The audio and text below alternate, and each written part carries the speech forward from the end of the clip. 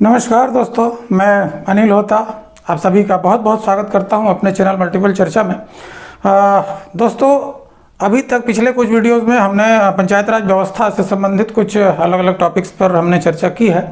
और आज के इस वीडियो के साथ दोस्तों हम एमसीक्यूज़ पर, जो हमारे मल्टीपल चॉइस क्वेश्चंस होते हैं, बहुविकल्पीय प्रश्न जिसको हम कहते हैं, एमसीक्यूज़ पर एक नया सीरीज हम चालू करने जा रहे हैं। इसमें इस एमसीक्यूज़ में हम बेसिकली उन क्वेश्चंस को शामिल करेंगे, उन क्वेश्चंस पर चर्चा करेंगे जो या तो पिछले किसी एग्जाम में पूछे जा चुके हैं, पूछे गए हैं, या फिर पूछे जाने योग्य रहेंगे।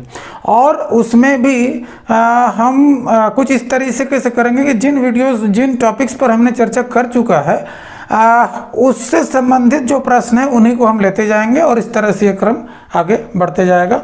और मित्रों, उम्मीद करता हूँ कि ये भी जो एमसीक्यूज़ का हमारा सीरीज है ये भी आपको पसंद आएगा।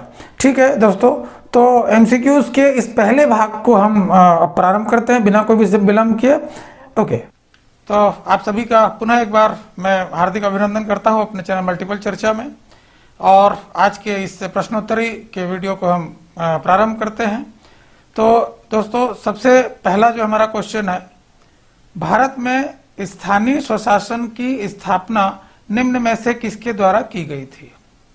हमारे सामने ये 5 विकल्प हैं: Lord Dalhousie, Lord Ripon, Lord Lytton, Lord Curzon, या फिर इनमें से कोई नहीं।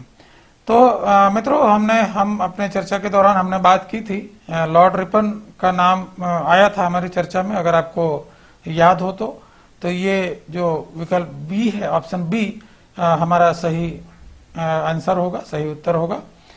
आगे बढ़ते हैं। अगला क्वेश्चन है, पंचायत राज की अनुशंसा निम्न में से किसने की?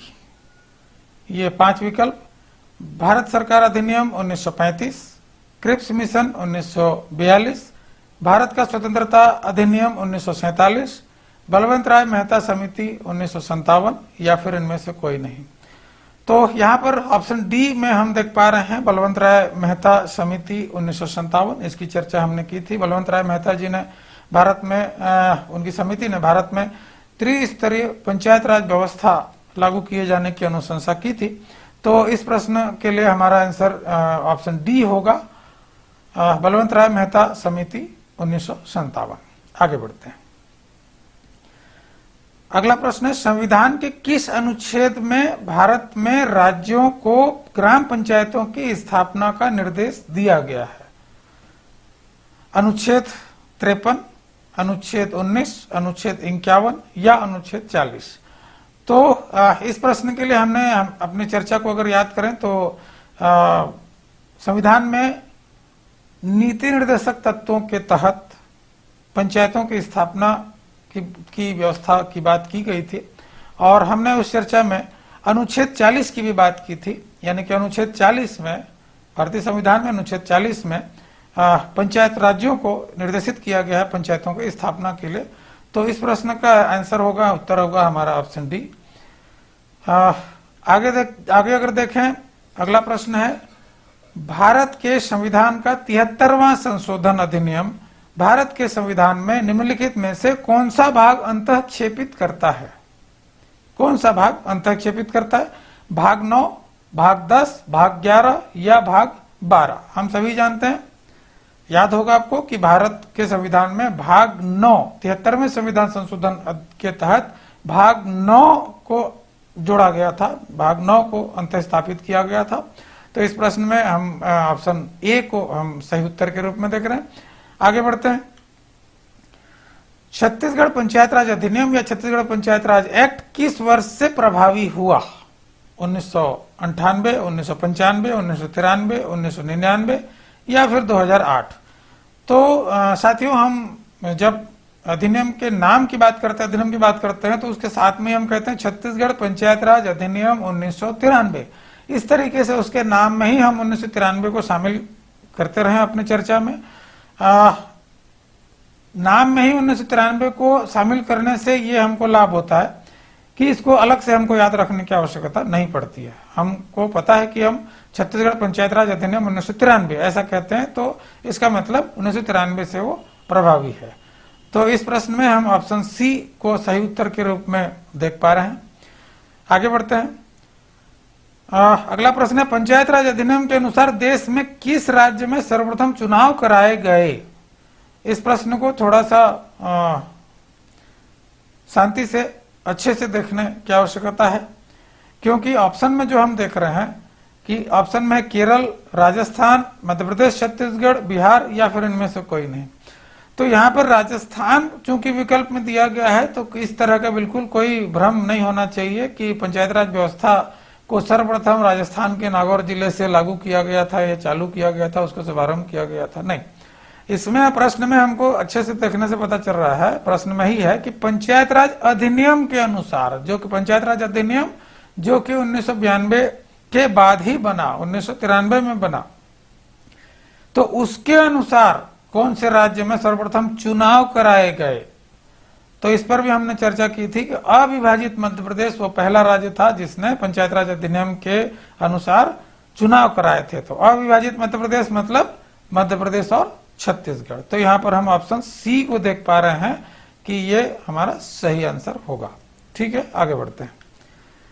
अगले प्रश्न में हम देख रहे हैं, छत्तीसगढ़ में त्रिस्तरीय पंचायत राज के 3 स्तरों में कौन सा एक स्तर नहीं है? यहाँ पर नहीं को अलग से हाईलाइट किया गया है, और एग्जाम में भी, कोई भी एग्जाम में जब इस तरह के प्रश्न आते हैं तो नहीं को हमको विशेष ध्यान में रखना पड़ता है।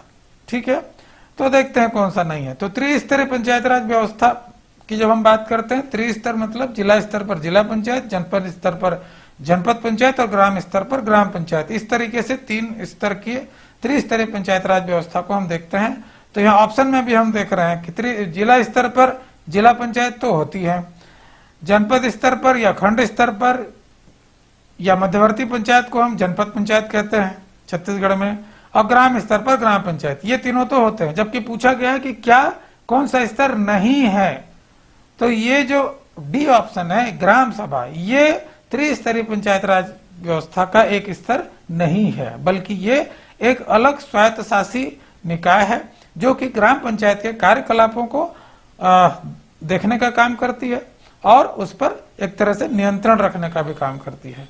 तो ये ऑप्शन डी हमारा सही आंसर होगा, सही उत्तर होगा। ठीक है, आगे अगला प्रश्न है, छत्तीसगढ़ पंचायत राज अधिनियम में कितनी धाराएं, अध्याय और अनुसूचियां हैं? यह भी एक एग्जाम पूछा गया था। विकल्प अगर देखें तो 162 धाराएं, 45 अध्याय और 1 अनुसूची, या फिर 152 धाराएं, 35 अध्याय और 2 अनुसूची, या फिर 142 धाराएं, 25 अध्याय और 3 अनुसूची, या फिर ऑप्शन डी है 132 धाराएं, 15 अध्याय और 4 अनुसूची। ठीक है, तो हमने अपने पंचायत राज अधिनियम के जो परिचयात्मक विश्लेषण वाले वीडियो में हमने ये बात इस पर भी चर्चा की थी कि पंचायत राज अधिनियम में कुल 132 धाराएं हैं, 115 अध्याय हैं और 4 अनुसूचियां हैं। ठीक है, तो इस प्रश्न में हमारा सही उत्तर जो है वो होगा ऑप्शन डी, 132 धाराएं, 15 अध्याय और 4 अनुसूचियां। ठीक है, आगे पंचायत राज अधिनियम 1994 के विषय में सही क्या है? ये कूट वाला क्वेश्चन है। कूट वाले क्वेश्चन पिछले 4-5 सालों 4-5 वर्षों से इस तरह के क्वेश्चंस लगभग सभी एग्जाम्स में पूछे जा रहे हैं। तो यहाँ पर हम देख रहे हैं पंचायती राज अधिनियम 1994 के विषय में सही क्या है। थोड़ा सा इसमें जानबूझ करके यहाँ पर 1994 करके भ्रमित करने का प्रयास किया गया है, क्योंकि इसमें हम देख रहे हैं अच्छा, तो इसमें सही क्या है ये पूछ रहा है। सही क्या है, तो सही कौन सा है उसको हमको ढूंढना है। पहले नंबर पे हम देख रहे हैं पंचायत राज अधिनियम 1994 मध्य प्रदेश विधानसभा द्वारा मूलतः पारित किया गया था। ये चूंकि 94 में किया गया था, इसीलिए भ्रमित करने के लिए ऊपर भी 94 लिखने का प्रयास किया गया है कि पंचायत राज अधिनियम 1994 मध्य प्रदेश विधानसभा द्वारा मूलतः पारित किया गया था। बिल्कुल किया गया था, हम अच्छे से जानते हैं कि 24 जनवरी 25 जनवरी 1994 को इसको मध्य प्रदेश मध्य प्रदेश विधानसभा में पारित किया गया था। तो ये पहला वाला जो हमारा है ये सही है, सत्य है। तो हमको पूछा क्या है कि सही, तो ये देखते हैं ये पहला तो सही है। और जब हमारा एक नंबर सही होता है तो हम जानते हैं जैसे एलिमिनेशन मेथड जो हम कहते हैं, एलिमिनेशन मेथड में भी हम सवाल हल करते हैं, तो यहाँ पर उसको भी हमको ध्यान में रखना चाहिए कि पहला अगर सही हो गया तो इसका मतलब हम देख रहे हैं कि जैसे हमारे जिसमें एक नंबर नहीं है, जिस विकल्प में एक नहीं है वो हमारे आंसर से की संभावनाओं से बाहर हो जाएगा। तो ये हम देख रहे हैं कि ऑप्शन बी को देखिए, इसमें एक नंबर नहीं है। इसका मतलब अगर पहला सही है तो बी में चूंकि एक नंबर नहीं है तो ये बी हमारा पहले ही एलिमिनेट हो जाता है। अब हमारे पास 3 ही ऑप्शन बचते हैं, 3 विकल्प बचते हैं, इन्हीं तीनों में से कोई आंसर होगा। ठीक है, अगला आगे देखते हैं। दूसरा नंबर, मध्य प्रदेश के राज्यपाल ने इसे स्वीकृति प्रदान की थी। बिल्कुल की थी, मध्य प्रदेश के राज्यपाल ने इसे स्वीकृति प्रदान की थी। ठीक है, तो ये भी सही है। तो 2 नंबर हमारा सही हो गया। तो 2 जब सही है तो हम देख रहे हैं कि डी में 2 नहीं है, तो डी भी हमारा एलिमिनेट हो गया। ऑप्शन डी भी हमारा एलिमिनेट हो गया क्योंकि 2 इस पे नहीं है। अब बचे ए और सी, 2 ही विकल्प बचे हैं। आगे देखते हैं। तीसरे नंबर पे क्या है, इसे छत्तीसगढ़ शासन ने अंगीकृत कर दिनांक 1 नवंबर सन 2000 से प्रभावशील किया। बिल्कुल किया था। 1 नवंबर सन 2000 को छत्तीसगढ़ अलग राज्य बना और 1 नवंबर सन 2000 से ही ये मध्य प्रदेश पंचायत राज अधिनियम जो बना हुआ था उसको एज इट इज अंगीकृत करते हुए, अडॉप्ट करते हुए उसको 1 नवंबर सन 2000 से ही प्रभावशील कर दिया था, लागू कर दिया था। तो ये तीसरा भी हमारा सही है, 3 नंबर भी सही है। अच्छा, तो हम जो दो हमारे पास विकल्प हैं, दोनों में 1 2 3 दोनों में ही है, तो हमको आगे देखना पड़ेगा। अगला देखते हैं। 4 नंबर पे लिखा है कि यह 1/11/2000 को अधिसूचित किया गया। तो दोस्तों आपको याद होगा कि 1 नवंबर सन 2000 को लागू तो किया गया था इसको, लेकिन उसको अधिसूचित नहीं किया गया था। बाद में 18 जून सन 2001 को एक जो विधियों का अनुकूलन आदेश का प्रकाशन हुआ था वो बाद में हुआ था। 1 नवंबर सन 2000 को इसको अधिसूचित नहीं किया गया था। तो ये हमारा सही नहीं है। 4 नंबर हमारा सही नहीं है, ये विकल्प गलत है। तो मित्रों अगर देखें तो इतने में ही हमारा ऑप्शन तो मिल गया है, हमारा आंसर तो मिल गया है, क्योंकि ए 4 नंबर सही नहीं है और ए विकल्प में 4 हमारा है। तो हम यहीं पर ही हम समझ सकते हैं कि ए हमारा कट जाता है, तो हमारा ऑप्शन सी होगा ये। लेकिन चूंकि हम यहाँ पर चर्चा भी कर रहे हैं, एक्सप्लेन भी कर रहे हैं, तो आगे बाकी के जो हमारे स्टेटमेंट्स दिए गए हैं उनको भी हम उतने ही गंभीरता से चर्चा करेंगे। ठीक है, तो इतने में जबकि हमको आंसर मिल गया है कि आंसर सी होगा, क्योंकि बी कट गया, डी कट गया और ए भी एलिमिनेट हो गया। ठीक है, आगे बढ़ते हैं। 5वें नंबर पे हमको क्या कहता है ये, इसे छत्तीसगढ़ विधानसभा में पुनः पारित किया गया था। बिल्कुल नहीं किया गया था। छत्तीसगढ़ विधानसभा में दोबारा इसको पारित नहीं किया गया था। जो मध्य प्रदेश पंचायत राज अधिनियम था उसको एज इट इज हमने अंगीकृत किया था। बस एक विधियों का अनुकूलन आदेश बनाया गया था, उसको राजपत्र में प्रकाशित करते हुए उसको उसके माध्यम से इसको लागू किया गया था। ठीक है, तो ये भी हमारा ऑप्शन गलत है। अच्छा, अगला कहता है इस पर भारत के राष्ट्रपति ने स्वीकृति प्रदान की थी। भारत के राष्ट्रपति स्वीकृति प्रदान क्यों करेंगे? ठीक है, उसका कोई सवाल ही नहीं है, जब वो तो बहुत पहले हो चुका था 1993 में। तो खैर इसको ये भी हमारा गलत है। ठीक है, 4 5 6 हमारा ऑप्शन गलत हो गया। देखते हैं अगला 7वें नंबर पे लिखा है यह विधियों का अनुकूलन आदेश 2001 कहलाता है। हाँ, ये सही है, हम उसी की बात कर भी रहे थे। विधियों का अनुकूलन आदेश बनाया गया था और उसको प्रकाशित किया गया था 18 जून सन 2001 को। उसके माध्यम से ही इस अधिनियम को छत्तीसगढ़ राज्य में लागू किया गया था। ठीक है, तो यह कथन सही है कि यह विधियों का अनुकूलन आदेश 2001 कहलाता है। ओके, तो पूछा गया था सही क्या है, तो सही हमारे पास क्या मिले, 1 2 3 और 7। तो ये हमको मिलता है ऑप्शन सी में। तो ये हमारा सही आंसर है ऑप्शन सी, 1, 2, 3 और 7। ठीक है, आगे बढ़ते हैं। कूट वाले प्रश्नों से घबराने की जरूरत नहीं है। जैसे आपने देखा कि थोड़ा बहुत भी अगर हमको मालूम है तो इस एलिमिनेशन मेथड से हमको कूट वाला बनाने में काफी मदद मिलती है। ठीक है, तो कूट वाले में एलिमिनेशन मेथड हमारा बहुत काम आता है। घबराना बिल्कुल नहीं चाहिए, बल्कि इत्मीनान से हमको एक के बाद एक बनाने का प्रयास करना चाहिए। कोई अगर हमको नहीं भी मालूम है तो भी कोई दिक्कत नहीं है, एलिमिनेशन से वो आधी समस्या हमारी दूर हो जाती है। खैर, आगे बढ़ते हैं।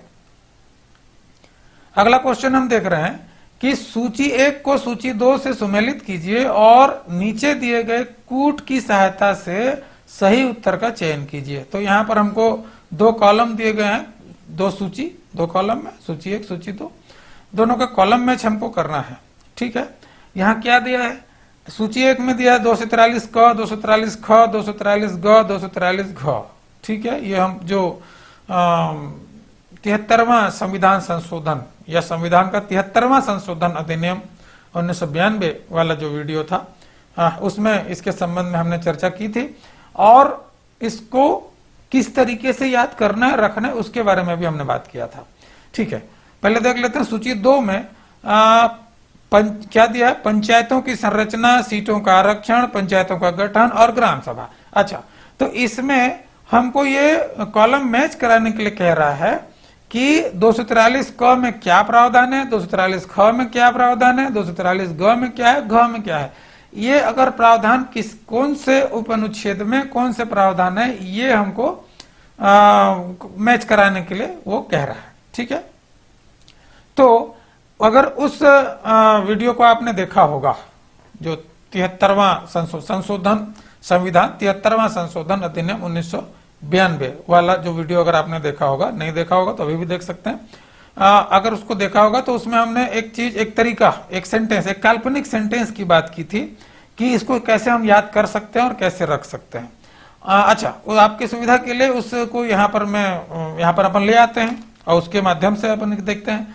तो ये वो सेंटेंस था जिसमें इनका जो क्रम क से लेकर के क ख ग घ अंग च छ ज ज न्य, ये 10 के लिए ये सेंटेंस बताया गया था कि इसमें जो क्रम है क ख ग घ जो क्रम वो तो हमको पता है, उसके साथ ही साथ उसी क्रम में जो प्रावधान किए गए हैं 73वां संविधान संशोधन अधिनियम में जो प्रावधान किए गए उसको एक क्रम में जमाते हुए एक काल्पनिक सेंटेंस की बात किए थे हम।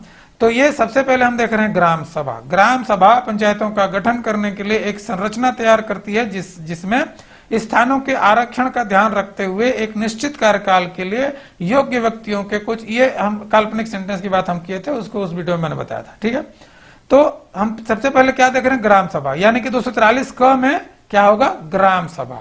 ठीक है, तो ये हम देख रहे हैं 243 क में आ गया ग्राम सभा, तो एक जो है हमको हमारा डी से मैच हो गया।